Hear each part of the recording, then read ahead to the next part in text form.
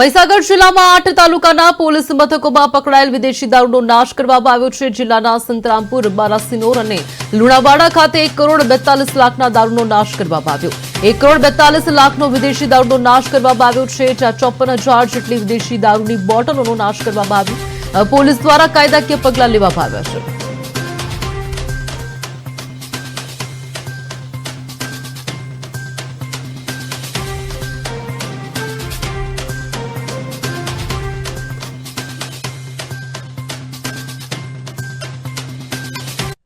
આજરોજ મહીસાગર જિલ્લા પોલીસ દ્વારા છેલ્લા 3 થી 4 મહિનામાં જે પ્રોહિબિશન એક્ટ હેઠળ કાર્યવાહી કરી અને વિદેશી દારૂનો મુદ્દામાલ કબજે કરવામાં આવેલો એને નામદાર કોર્ટના હુકમ અન્વયે નાશ કરવાનો પ્રોગ્રામ રાખવામાં આવેલો, જેમાં મહીસાગર જિલ્લાના બાલાસિનોર, લુણાવાડા અને સંતરામપુર પ્રાંતના પ્રાંત અધિકારી શ્રીઓના સહયોગથી આજે મહીસાગર જિલ્લામાં ટોટલ 1 કરોડ 42 લાખથી વધુ કિંમતનો અને અંદાજે 54,000 જેટલી બોટલોનો મુદ્દામાલ જે છે નાશ કર્યો છે।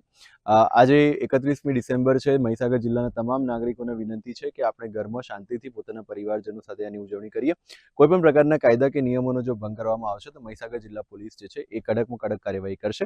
આ એક પ્રતિકાત્મક ચેતવણી પણ એ તમામ લોકોને છે કે મહીસાગર જિલ્લા પોલીસ આવી કોઈ પણ પ્રવૃત્તિને ચલાવી નહીં લે। છેલ્લા 3 મહિનામાં લગભગ 1.5 કરોડ જેટલો મુદ્દામાલ મહીસાગર જિલ્લા પોલીસે પકડ્યો છે, જેનો આજે